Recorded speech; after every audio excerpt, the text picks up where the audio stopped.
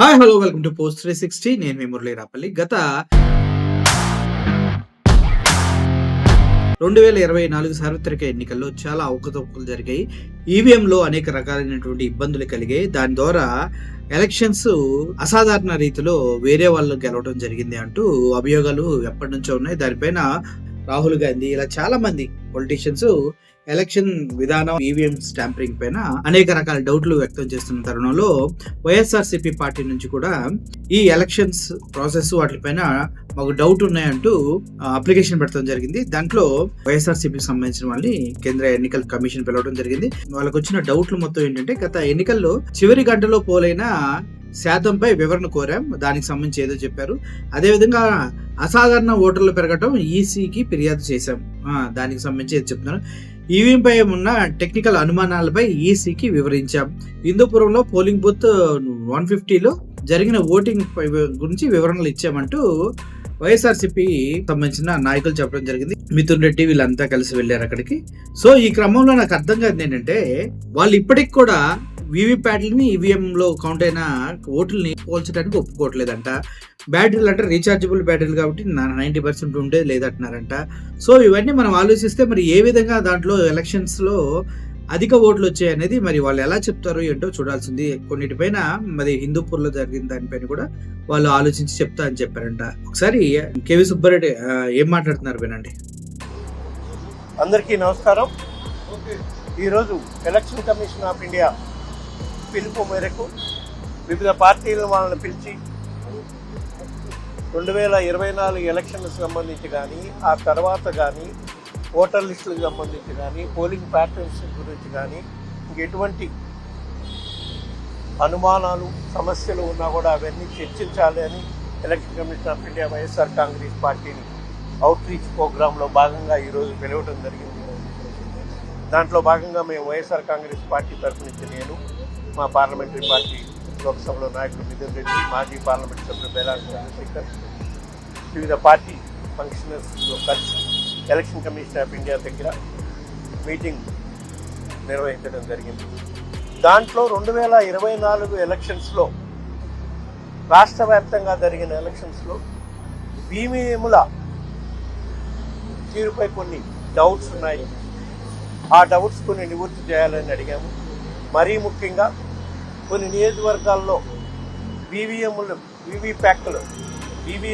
వీవీప్యాట్లకి comparison చేయాలని కూడా అడిగాము. అవి మీరు చేయటం లేదు. దానిపై ఎలక్షన్ కమిషన్ ఆఫ్ ఇండియా ఇచ్చిన నామ్స్ ప్రకారము డబ్బులు కట్టినా కూడా ఈవీప్యాట్స్కి ఈవీఎం కౌంటింగ్కి మ్యాచింగ్ చేయడానికి కౌంటింగ్ జరపమంటే జరపట్లేదు అనే అంశంపై ప్రధానంగా డిస్కస్ చేయడం జరిగింది.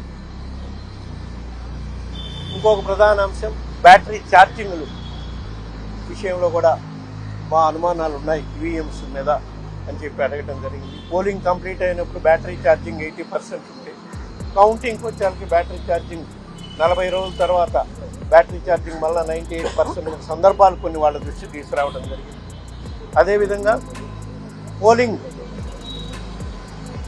ఆఫ్టర్ 6 PM పోలింగ్ శాతం ఆంధ్రప్రదేశ్లో ఎక్కువ నియోజకవర్గాల్లో పోలింగ్ శాతం పెరిగింది. అది సుమారుగా 4 కోట్ల ఓట్లలో 51 లక్షల ఓట్లు ఆఫ్టర్ 6 PM జరిగిన పోలింగ్లో వచ్చింది. దానిపై కూడా పూర్తిగా ఎంక్వైరీ చేయాలని చెప్పి మేము కోరడం జరిగింది. అదేవిధంగా కొన్ని పర్టికులర్గా మేము అడిగిన వాటన్నిటికీ వాళ్ళు ఎలక్షన్ కమిషన్ నుంచి వాళ్ళు ఇచ్చే సమాధానం వాళ్ళు ఇచ్చారు. వీవీప్యాట్ల విషయంలో కౌంటింగ్ చేయడానికి లేదు అని వాళ్ళు చాలా నిర్బంధంగా చెప్పడం జరిగింది. బ్యాటరీ ఛార్జింగ్ విషయంలో అవి రీఛార్జబుల్ బ్యాటరీలను పెట్టడం జరిగింది కాబట్టి వాటిని పెరగటము తగ్గటం అనేది ఉండదు అనేది వాళ్ళు చెప్పే కార్యక్రమం చేయడం జరిగింది. అదేవిధంగా 6 తర్వాత పోలింగ్ జరిగిన దగ్గర మెండుగా ఎక్కువ శాతం పోలింగ్ జరిగిన దానిపై వాళ్ళు పరిశీలిస్తామని చెప్పడం జరిగింది. నియోజకవర్గం అయితే డేటా తెప్పించుకుంది. ఇంకొక అంశం 2014, 2020 కన్నా రాష్ట్ర వ్యాప్తంగా కొన్ని నియోజకవర్గాల్లో పోలింగ్ సంఖ్య గణనీయంగా పెరిగింది, ఓటర్ సంఖ్య గణనీయంగా పెరిగిందని చెప్పి ఒక రాయచోటి నియోజకవర్గంలో ఎగ్జాంపుల్గా కూడా ఇవ్వడం జరిగింది. దానికి ఎలక్షన్ కమిషన్ నుంచి చాలా సానుకూలంగా స్పందించారు. ఆ నియోజకవర్గం నుంచి ఓటర్స్ డేటా తెప్పిస్తామని చెప్పడం జరిగింది. అన్నిటికన్నా ముఖ్యంగా ఈరోజు ఎలక్షన్ కమిషన్లో జరిగిన దాంట్లో ప్రధానంగా ఈ ఓటర్ల పెంపు సంఖ్యని ఏ విధంగా అయితే ఇప్పుడు బీహార్లో స్పెషల్ ఇంటెన్సివ్ రివిజన్ జరుగుతుందో ఓటర్ల నమోదు, అదేవిధంగా ఆంధ్రప్రదేశ్ రాష్ట్రంలో కూడా చేయడానికి ఎలక్షన్ కమిషన్ ఒప్పుకుందని చెప్పి సందర్భంగా తెలియజేస్తున్నాం. ఇంకో ప్రధాన అంశం ఏవైతే ఈవీఎంల పై ఉన్న టెక్నికల్ డౌట్స్లో భాగంగా ఒక నియోజకవర్గం ఆంధ్రప్రదేశ్లో ఏ విధంగా పోలింగ్ ప్యాటర్న్ జరిగింది అనేది కూడా చెప్పడం జరిగింది. మరీ ముఖ్యంగా హిందూపూర్ నియోజకవర్గంలో పోలింగ్ నెంబర్ బూత్ నెంబర్ సహా కూడా ఇవ్వడం జరిగింది. Polling booth number 157, number 20 Hindupur assembly parliamentary కాన్స్టిట్యున్సీలో, పోలింగ్ స్టేషన్ నెంబర్ 28లో ఏ విధంగా పోలింగ్ ప్యాటర్న్ జరిగింది అనే దానివల్ల మాకు ఈవీఎంలపై అనుమానం ఉంది అని చెప్పి ఎక్స్ప్లెయిన్ చేయడం జరిగింది. వాళ్ళు దీనిపై క్షుణ్ణంగా దర్యాప్తు చేయిస్తామని కూడా చెప్పడం జరిగింది. ఎందుకంటే మీకు కూడా తెలియాలి, ఎందుకు మనం ఏదో మేము ఓడిపోయామని చెప్పి ఈవీఎంల మీద నెపం చూపే కార్యక్రమం కాదు. ప్రాక్టికల్గా ఈవీఎంల మీద ఉన్న ఆరోపణల్ని వాళ్ళ ముందు పెట్టడం జరిగింది. దానికి వాళ్ళు కూడా ఈ హిందూపూర్ అసెంబ్లీ సెగ్మెంట్లో పోలింగ్ బూత్ నెంబర్ 28లో జరిగిన పోలింగ్ ప్యాటర్న్ వాళ్ళకి ఎక్స్ప్లెయిన్ చేశాం. అందులో మనకి సైమల్టేనియస్ ఎలక్షన్ జరిగింది. పార్లమెంట్ ఒక ఈవీఎం మిషన్ ఉంటుంది, అసెంబ్లీకి ఒక ఈవీఎం మిషన్ పెట్టి ఉంటుంది. దాంట్లో వైఎస్ఆర్సీపీ పార్టీకి పార్లమెంట్లో 472 ఓట్లు వస్తే సేమ్ బూత్లో అసెంబ్లీకి వైఎస్ఆర్సీపీ క్యాండిడేట్కి కేవలం 1 ఓటే వచ్చింది. మళ్ళా ఇండియన్ నేషనల్ కాంగ్రెస్కి పార్లమెంట్కి 1 ఓటు వచ్చింది అదే బూత్లో. అసెంబ్లీకి ఇండియన్ నేషనల్ కాంగ్రెస్కి 464 ఓట్లు వచ్చింది.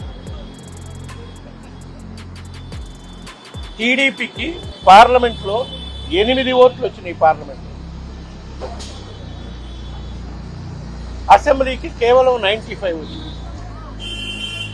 ఎందుకంటే ఆంధ్రప్రదేశ్లో కాంగ్రెస్ పరిస్థితి ఎట్లా ఉందనేది మనకందరికీ తెలుసు. సో ఇంత ప్యాటర్న్, ఓటింగ్ ప్యాటర్న్లో అసెంబ్లీకి పార్లమెంట్కి డిఫరెన్స్లు ఉన్నాయి. పార్టీకి కూడా ఏ విధంగా ఇంపార్టెన్స్ ఉన్న పార్టీకి, ఇంపార్టెన్స్ లేని పార్టీకి ఏ విధంగా డిఫరెన్స్ వచ్చినాయి. ఇందువల్లే మాకు ఈవీఎంల మీద అనుమానాలు ఉన్నాయి.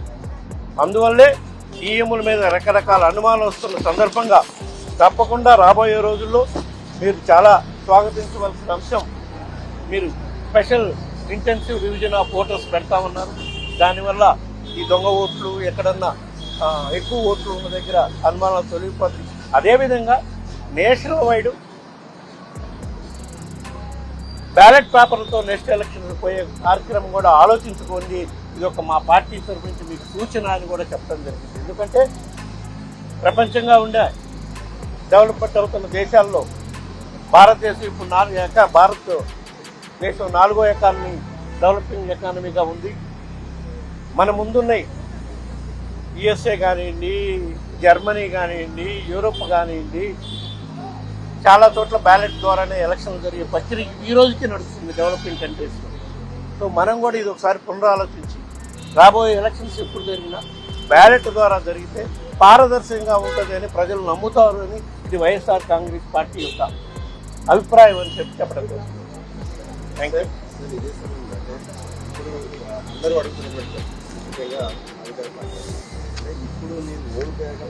ఇందాకనే చెప్పాను కదమ్మా, కాదమ్మా ఇందాకనే చెప్పాను నేను. ఈవీఎంల మీద డౌట్లు ఉంటాయనడానికి ఎగ్జాంపుల్ కూడా చెప్పాను నేను.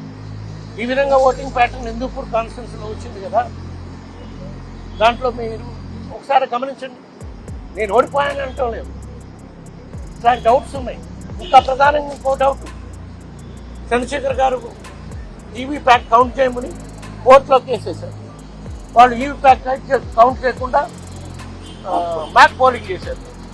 మ్యాక్ పోలింగ్ కాదు మనకు కావాలి, ఈవీ ప్యాట్ కౌంట్ చేయమని అడిగారు. ఈరోజు కూడా ఇప్పుడు ప్రధానంగా దాని మీదే వారితో ఎలక్షన్ కమిషన్ ఆఫ్ ఇండియాతో వాదించడం జరిగింది. వాళ్ళు ఈవీ ప్యాట్ మేము ఎట్టి పరిస్థితుల్లో కౌంట్ చేయమని చాలా నిర్బద్ధంగా చెప్తున్నారు.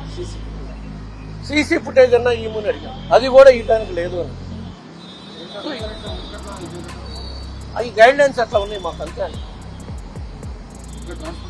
అదే దట్స్ వాట్, అందుకని అడిగాం మేము.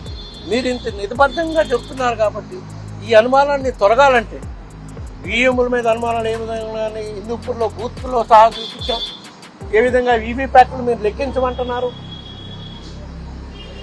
ఈ అనుమానాలు ఉన్నాయి కాబట్టి మేము రాబోయే కాలంలో ఈ అనుమానాన్ని తొలగించడం కోసం బ్యాలెట్ ద్వారా ఎలక్షన్ పోతే మంచిది, ప్రజలకు ఒక నమ్మకం కుదురుతుంది ప్రజాస్వామ్యంపై మీ యొక్క ఈ కాన్స్టిట్యూషన్ పై అనేది మా దేశవ్యాప్తంగా చాలా పార్టీలు కూడా ఇలాగే బ్యాలెట్ పేపర్ కోసం మేము అన్ని పార్టీలకు అనుమానాలు ఉన్నాయని మీరే చెప్తున్నారు కదా. మేము ఎవరితో కలిసి రాలా, మా పార్టీ స్టాండ్ మేము చెప్పాము. అటు మేము ఎన్డీఏతో లేము, ఇటు ఇండియా కూటమితో లేము.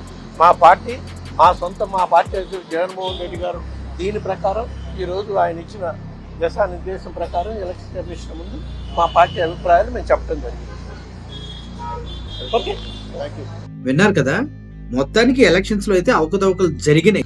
ఈవీఎం సంబంధించి డిస్కషన్ చేద్దాం, ఓటుకు సంబంధించి ఆలోచిద్దాం అంటూ ఎలక్షన్ కమిషన్ అయితే పిలవదు. ఆల్రెడీ అటు సెంటర్లో రాహుల్ గాంధీ ఇంకా మాయావతి వీళ్ళంతా గట్టిగా తగులుకుంటున్నారు. సో ఈ క్రమంలోనే వీళ్ళు పిలిచి ఏదో కన్నీళ్ళు తుడిచే ప్రయత్నం చేశారు అనేసి అర్థమవుతుంది. కానీ చివరికి వాళ్ళు అనేది ఏంటి, మేము ఇలాగే ఉంటాం ఇలాగే చేస్తాం అని చెప్తూ ఉన్నారంట. కానీ ఎలక్షన్ కమిషన్ పైన ఇప్పటికి కూడా వైఎస్ఆర్సీపీఏ కాదు టోటల్ ఇండియా మొత్తంలో కూడా చాలా అనుమానాలు ఉన్నాయి. రాహుల్ గాంధీ అయితే డైరెక్ట్గా మీరు చెప్పకపోతే మేము ప్రజల ముందుకు వెళ్తాం, మా దగ్గర ఆధారాలు ఉన్నాయి అంటూ చెప్పడం కూడా జరిగింది. 1 వీక్ టైం ఇవ్వడం కూడా జరిగింది. నాకు తెలిసి రేపటితో 1 వీక్ కంప్లీట్ అయిపోతుంది. మరి చూద్దాం ఏమవుతుందో. ఎలక్షన్ కమిషన్ అప్పటి నుంచే ఈ విధంగా కంటితుడుపు చర్యలు అయితే మొదలుపెట్టింది. ఓవరాల్గా ఆంధ్రప్రదేశే కాదు టోటల్ ఇండియా మొత్తాన్ని ఏలాలని బీజేపీ గవర్నమెంట్ ఈవీఎంస్ ట్యాంపరింగ్ చేసి అధికారం పొందుతూ వాళ్ళకి కావాల్సిన వాళ్ళు గెలిపించుకుంటూ వెళ్తున్నారు అనేది తెలుస్తున్న వాస్తవం. అదే కాకుండా ఈవీఎం మ్యానుఫ్యాక్చరింగ్ యూనిట్స్లో కూడా బీజేపీకి సంబంధించిన నాయకులే ఉంటాం. భలే ఆశ్చర్యం వేస్తుంది. దాంతోపాటు ఈవీఎం మెషిన్స్ ఆల్టరేషన్ కానీ ఏదైనా చేయాలన్నా కూడా దగ్గర 40 లక్షల ఈవీఎం మిషన్స్ తయారు చేస్తే అందులో 20 లక్షలే వాడుకలో ఉన్నాయి, మిగిలిన 20 లక్షలు ఎక్కడ ఉన్నాయో తెలియదంటూ ఎలక్షన్ కమిషన్ చెప్పడం కూడా ఆశ్చర్యానికి గురి చేసే విషయం. చూద్దాం ఏమవుతుందో. మొత్తానికి ఎలక్షన్ కమిషన్ చెప్పింది అయితే ఇది. Thank you for watching this video. Murali signing off. Thank you so much.